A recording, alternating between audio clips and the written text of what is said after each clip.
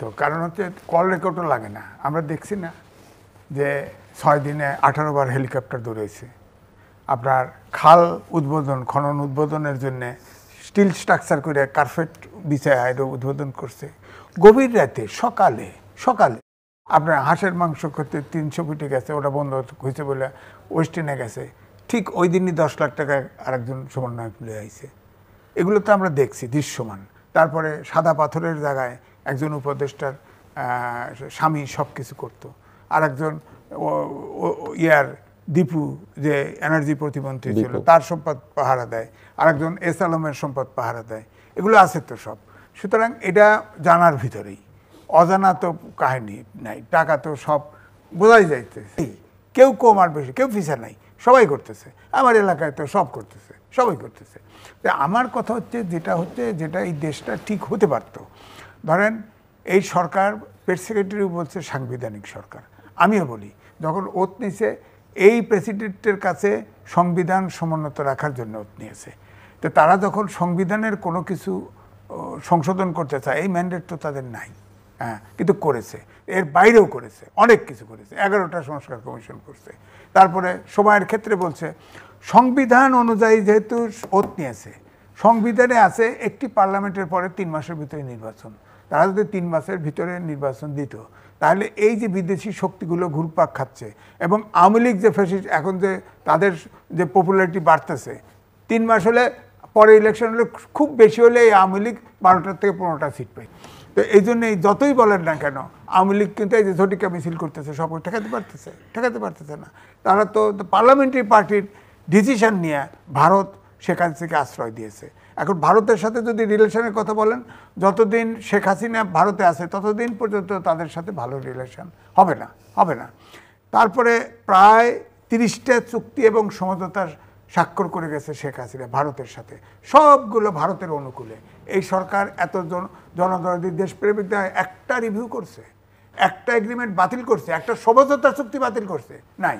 কিন্তু কথার বেলা কয় এই 7 সিস্টার থেকে শুরু করে সেই আপনার পাহাড়ের চূড়া থেকে, হিমালয় থেকে এটা আমাদের অংশ, এটা বলছিল না এক উপদেষ্টা, বলছিল অনুমান হয় সে ফেরত নাও দিতে পারে। ওই জায়গায় তারা আটকা রাখছে। এখন সরকার তো খালি এখন রেড অ্যালার্ট জারি করে চিঠি দিয়েই শেষ, খালাস। এটাকে ইনঅ্যাবস্টেন্সিয়া বিচার করবে, এটা বোঝাই যাচ্ছে। ইনঅ্যাবস্টেন্সিয়া বিচার করবেন। ভারত থেকে উনি অফিস নিয়েছে, তো কলকাতায় তো অফিসে আছে, আওয়ামী লীগের অফিস খুলছে না, সেখান থেকে আস্তে আস্তে অর্গানাইজ হচ্ছে। তো দীর্ঘস্থায়ী করতেছে একদিকে। মাঝখানে আপনি দেখেন এই সরকার গঠনের জন্য চেষ্টা করছে।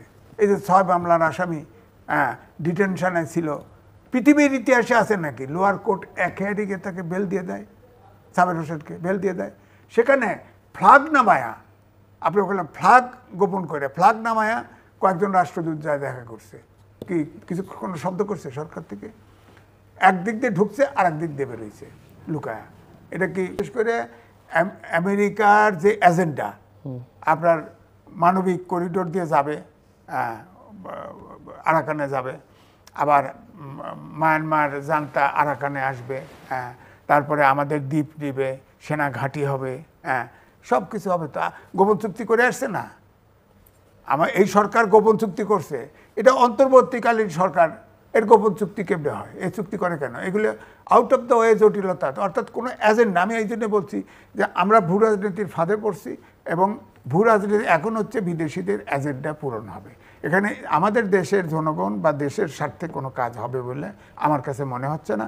এবং এই ইলেকশন আমার মনে হয় হবে না, পিছাইলেও আর ইলেকশন হবেই না। আগামী 2, 4, 5 বছরে ইলেকশন হবেই না। রাজনৈতিক ভ্যাকুয়াম তৈরি হবে।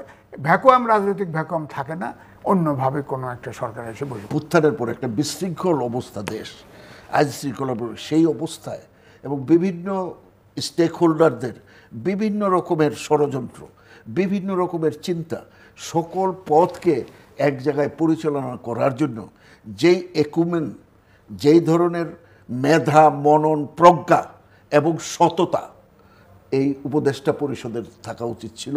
আমি বলি মেধাও নাই, মননও নাই, প্রজ্ঞাও নাই, আর সততায় তো তারা অলরেডি প্রশ্নবিদ্ধ হয়ে গেছে।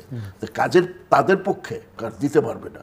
এবং আমি এখনও আহ্বান জানাবো এই সরকার এবং বাংলাদেশের যারা মানে আমার বলবো যারা যারা বিজ্ঞ রাজনৈতিক দল নেতা আজকে সেনাবাহিনীর সাথে এই যে জনগণ বা এদেরকে যে মুখোমুখি করার ষড়যন্ত্র চলছে, সবাই উদ্যোগী হয়ে আমার মনে হয় এটাকে একটা নিরসনের জায়গায় যাওয়া উচিত।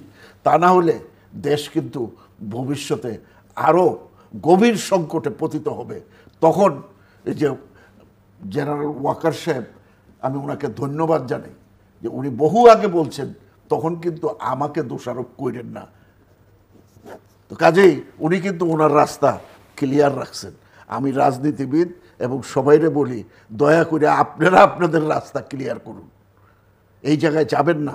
সেনাবাহিনীর সাথে মুখোমুখি করাটা অবশ্যই আমি মনে প্রাণে বিশ্বাস করি, যারা যুদ্ধ অপরাধ করেছে, মানবাধিকার লঙ্ঘন করেছে, এই কথাটা যেটা সিভিল আইনে আছে যে যতই সিনিয়রদের থাকুক, তুমি তোমার বিবেক বিবেচনা করে কাজ করবা, এটা কিন্তু সেনাবাহিনীর ক্ষেত্রে কোনো অবস্থাতেই খাটে না। তাহলে তো আর সেনাবাহিনী থাকবে না, যুদ্ধক্ষেত্রে গিয়ে তারা পালায় আসবে সব সেনাবাহিনী। এক একজনের মতো চলবে, এক একজনের মতো চলবে। তাহলে এটা তো আর ডিসিপ্লিন ফোর্স থাকবে না। তাহলে কারা এই সেনাবাহিনীকে ডিসিপ্লিন ফোর্স না করার চেষ্টা করতেছে? এটা কারা? এটা জামাত। জামাত বারবার এই কাজগুলো করছে, এখনো করছে। এর বিরুদ্ধে আমাদের সকল রাজনীতিবিদদের সচেতন হওয়া উচিত এবং একটা সুষ্ঠু নির্বাচনের জন্য এখনই ওই অন্ধকার ঘরে না বসা প্রকাশ্য আলোতে আসেন। আপনারা আলোতে আইসা জনগণকে জানান কি হয়েছে এতদিন, আপনারা ঘুষঘুষ করে কি করছেন। যেই জনগণের জন্য রাষ্ট্র, যেই জনগণের জন্য সংবিধান, সেই জনগণের জন্য সার্বভৌমত্ব, সেই জনগণ জানে না। পলাশীর প্রান্তরের মতো বাংলার স্বাধীনতা হরণ হয়ে গেল। পলাশীর মাঠের 2.5 মাইল দূরে কৃষক তার মনের আনন্দে ধান চাষ করে যেতেছে। ঠিক বাংলাদেশ কিন্তু একই হচ্ছে, সেই পলাশী প্রান্তরের মতো আমাদের স্বাধীনতার সুস্থ হস্তগমিত হচ্ছে, এই জনগণ জানে না। কাজেই সাধু সাবধান। আপনি একটু আগে আওয়ামী লীগের কথা বলছেন তাদের জনপ্রিয়তা আগের চাইতে এখন বাড়তে শুরু করেছে, যেটা একদম শূন্যের কোঠায় গিয়ে দাঁড়িয়েছিল, বা শুধুমাত্র তাদের সমর্থকরা হয়তো তাদেরকে। কিন্তু আমার প্রশ্ন হচ্ছে যে আওয়ামী লীগকে এমনি তার কার্যক্রম স্থগিত, কিন্তু আওয়ামী লীগের বাইরে অনেকগুলো দল আছে। আমরা যদি ঐকমত্য কমিশনের এই যে এক্সারসাইজ যেটা 3 মাস ধরে দেখলাম, সেখানে 32টি দল অংশ নিয়েছে, কিন্তু নিবন্ধিত 30টি দল কিন্তু এই প্রক্রিয়ার বাইরে ছিল। একদিকে এই ঐকমত্য প্রক্রিয়ার চেষ্টার মধ্যে ওই দলগুলো বাইরে, তারা নিবন্ধিত, আর একটা হচ্ছে তাদেরকে বাইরে রেখে নির্বাচন। কারণ আওয়ামী লীগের কার্যক্রম স্থগিত, জাতীয় পার্টি নিয়ে আপনি জানেন মাঝে মধ্যেই নানান কথাবার্তা হয়, অন্যদের নিয়ে হয়তো অন্যরা তো ভিজিবল না, হয়তো যখন হবে তখন নানা রকমের। আমার কাছে খবর আছে, আমি একদম রাজসাক্ষী হিসেবে বলছি। আওয়ামী লীগের এই যে যতগুলো নিবন্ধিত ছোটোখাটো দল আছে এবং পরেও যেগুলো নিবন্ধন, এখানে আওয়ামী লীগের দল আছে, তার আগের নাম আছে জাতীয়। হ্যাঁ, এখন এই চেষ্টাও চলতেছে যে তারা নির্দোষ লোক খোঁজ করতেছে, প্রত্যেক এলাকায় স্বতন্ত্র প্রার্থী দিবে অথবা ওই পার্টির নামে দিয়ে দিবে, পার্টির আকার যত ছোটই হোক, এটা কিন্তু চেষ্টা করতেছে তারা। এবং এই ইলেকশন যদি হয়, সেখানে প্রত্যেকটা সিটে আওয়ামী লীগের প্রার্থী থাকতে পারে। আর না হলে আমার কাছে মনে হয়েছে, দেখেন যত জায়গায় আওয়ামী লীগের বিরুদ্ধে মামলা হয়েছে, মামলা কিন্তু বেশিরভাগ বিএনপির কর্মীরা করেছে। সুতরাং রেজাল্ট কিন্তু খুব, ইলেকশনের রেজাল্ট কিন্তু ভালো, মানে পরোক্ষ সরাসরি ডাবল আপনি বলতেছেন যে ভোটটা গিয়ে জামাতের পড়তে পারে। কারণ এখন তো ভারত তো চায় যে জামাত আসুক, বিজেপির সামনে ইলেকশন, ভারত তো চায়। আমরা তো এই জন্যই বলছি নানান ফাঁদে পড়েছি। এই ফাঁদ ইউনূস সাহেব, কিন্তু আমাকে একটু বলেন, এই ফাঁদে তো প্রফেসর ইউনূস বা তার সরকারকে অভিযুক্ত করা হচ্ছে, কিন্তু এখানে বড় রাজনৈতিক দল হিসেবে বিএনপি বা অন্যান্য রাজনৈতিক দলগুলোর দায় কি? না, বিএনপির সমস্যা হচ্ছে, বিএনপির মূল প্রতিপক্ষ ছিল আওয়ামী লীগ। আওয়ামী লীগ যদি থাকতো, ধরেন আওয়ামী লীগ নির্বাচনে আছে, তাহলে কিন্তু জামাত বিএনপির কাছে ঘুরঘুর করতো, সিট চাইতো। হ্যাঁ, সিট নিয়ে হয়তো বড় ধর বার্গেনিং করতে, আমাদের গতবার 2টে দিয়েছিলেন, এবারে 4টে মন্ত্রী দেন বা 3টে মন্ত্রী দেন। যেই আওয়ামী লীগ নাই, এবং আওয়ামী লীগের সাথেও কিন্তু খাতির করে, আবার দেখেন মসজিদে গিয়ে উলুধ্বনিও দেয়। হ্যাঁ, জামাত কিন্তু ইসলামিক দল না, এটা সরকারে দেওয়ার জন্য যা করতে হয় তাই করতেছে। এবং যেহেতু আওয়ামী লীগ নাই, এখন জামাত কিন্তু সব ষড়যন্ত্রের মূলে এখন জামাত খেলতেছে, খেলোয়াড় ভালো। আমি তো মনে করি বিএনপির চাইতে জামাত খেলোয়াড় এখন ভালো, অর্থাৎ অস্থিরতা তৈরি করা, ইলেকশন ঠেকানো, ইলেকশন না করা, এই দেশটাকে একেবারে পুরোপুরি জঙ্গিবাদের দিকে ঠেলে দেওয়া, বা দক্ষিণপন্থীগণ ভদ্রভাবে যাই বলেন ওই জায়গায় নিয়ে যাওয়া, উগ্রবাদে নিয়ে চলে যাওয়া। হ্যাঁ, আপনারা বলেন। কিন্তু একটা আলোচনা নানা মহলে আছে যে জামাত হয়তো এই ইলেকশনে জিতেও যেতে পারে, যেটা অনেক ডিপ্লোম্যাটিক কমিউনিটির মধ্যে এই ধারণা আছে, সাধারণভাবে ধারণা আছে। যত সার্ভে দেখবেন সবই মনে হচ্ছে যে বিএনপির ঘাড়ের উপরে জামাত নিঃশ্বাস ফেলছে, এরকম একটা ভাইব তৈরি হয়েছে। না, সার্ভের ভিতরে অনেকগুলো সার্ভে আমি ফলো করছি, টেলিফোনেও সার্ভে করছে। এটা না সেগুলো করছে, আমি বলছি আবহ তৈরি করা। প্রত্যেকটা সার্ভেতে দেখেন প্রায় 40 থেকে 46% কোনো কথা রেসপন্স করে না। হ্যাঁ, এরা কিন্তু আমার ধারণা এরা বেশিরভাগ হলো আওয়ামী লীগ। তারপরে নেক্সট একটা সার্ভে বেরোলো না, যে তারা পিআর সিস্টেম বোঝে না, বুঝলেও তরুণদের ভিতরে অংশের 22% বলছে তারা পিআর টিআর চায় না, আগের মতো ইলেকশন চায়, আর 20% বলছে যে তারা পিআর চায়, না বুঝেই চায়, কিন্তু আবার পিআর বোঝে না। সুতরাং এখানে যে সার্ভেগুলো করছে, সার্ভেগুলো ডিপেন্ডেবল না। দেখেন 17 বছর সরকারের বাইরে বিএনপি, সরকারে নাই, এবং নির্যাতন, গুম, খুন সব কিছু হয়েছে।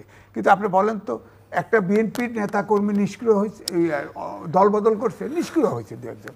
এখন ভোটের সময় যত যাই করুক, চাঁদাবাজি করুক আর যাই করুক, মারামারি করুক, দলাদলি করুক, যাই করুক, ভোটটা কিন্তু বাইরে দিবে না। এবং আওয়ামী লীগ নাই, এখন বিএনপি বড় সংগঠন। যদি ইলেকশন হয়, সরকার গঠন বিএনপিই করবে, এটা হলো আমার ধারণা। যত যাই কোন উপরে যাই দেখেন, এই ঢাকা ইউনিভার্সিটি দেখবেন না, জাহাঙ্গীরনগর ইউনিভার্সিটি দেখবেন, এইটা কিন্তু ওইখানে যাবে না। ধরেন আমার ফ্যামিলি উদাহরণ দিই, 71 জন সদস্য, 71 জন, 45 জন হলো ভোটার। আমার তরুণ অনেক না, এই তরুণ তো আমার ধারণা আমার কেউ আমার কথার বাইরে যাবে না। তো তরুণ মানে কি একটা স্বৈরতান্ত্রিক আপনার কথার বাইরে যাবে না। আমি আমার কিচ্ছু নাই, 45 জনের ভিন্ন মত থাকতে পারে না, না 45 ভিন্ন মত নাই, কারণ তরুণ, কারণ এমন হয়েছে যে ধরেন আমার কিচ্ছু নাই, কিন্তু আমার সবই আছে, আমার কোনো অভাব হয় না, সমস্যা নেই, আমার বড় ফ্যামিলি, আত্মীয় স্বজন বড় এলাকায়, সুতরাং আমার কোনো সমস্যা হয় না তো। কারণ এই যে ধরেন যা খরচ আছে সব আমাকে বিদেশে নিয়ে চিকিৎসা করে আমার ফ্যামিলির লোকজন, আমার কোনো টাকা নেই। তো আমার বক্তব্যটা একটাই, তরুণ ধরেন এই যে ঢাকা ইউনিভার্সিটিতে, অনেক ইউনিভার্সিটিতে গরম পানি ঠান্ডা পানি খাওয়ায়া, এই করে টাকা পয়সা দিয়ে ছোটোবেলার থেকে আপনার ঢাকা ইউনিভার্সিটিতে একটা বড় ধরনের মাদ্রাসা হয়ে গেছে। আপনি দেখেন 50% 40% ছেলে মেয়ে এখন মাদ্রাসায় পড়া। কারণ হচ্ছে যে শেখ হাসিনা আইন করে দিয়ে গেছে যে মার্কের উপরে, এসএসসি লেভেলে মার্ক পাইলে তার উপরে মার্ক আছে, সেটাতে তারা এগিয়ে যায়। মাদ্রাসায় পড়লে তো 80-90% আপনার মার্ক পায়, কিন্তু জেনারেল লাইনে পড়লে তো 80 এক্সিট করা মুশকিল। তো এই জন্য ওখানে পিছিয়ে পড়ে। তো এই নানাভাবে যে পাশ করছে, জাতীয় নির্বাচনে